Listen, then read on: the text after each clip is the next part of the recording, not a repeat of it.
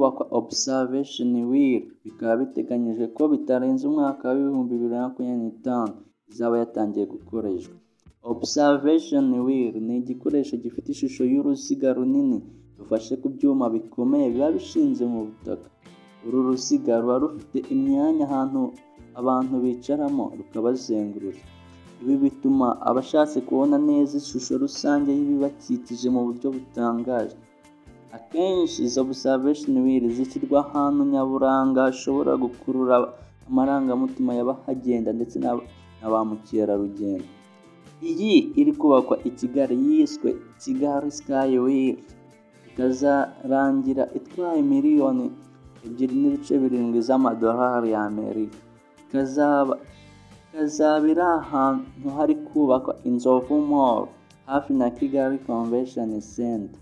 Izaba ifite uburebure bwa metero 55. Iri kubakwa n'ikigo cy'Abanyakanada cyitwa Mogash and Partners binyuze muri Kigali Ferries Wheel Limited. Kigali Sky Wheel izaba ari inyongera ku bindi bice bitandukanye muri Kigali bikurura ba mukerarugendo. Kigali Sky Wheel izaba ari inyongera ku bindi bice bitandukanye muri Kigali bikurura ba mukerarugendo. Byatumye izamuka ku mwanya wa 3 ku rutonde rw'ahantu hakunzwe cyane na ba mukerarugendo muri Afurika mu mwaka wa 2024 nk'uko byatangajwe na Travel and Leisure. Mu gihe izaba yatangiye gukoreshwa, abantu bazajya bishyura amafaranga kugira ngo babashe kuryoherwa n'umunyenga wayo mu gihe cy'iminota 15-20 baba bitegereje Kigali yose. Ikindi kandi izatanga entertainment, aho abantu bashobora kujya bareba ibintu byose mu gihe gitoya. Ushobora kwibaza uti ni ibihe bihugu muri Afurika bifite Sky Wheel? Ese u Rwanda rwaba ari urwa mbere? Ni ibihugu bibiri byonyine bifite Sky Wheel.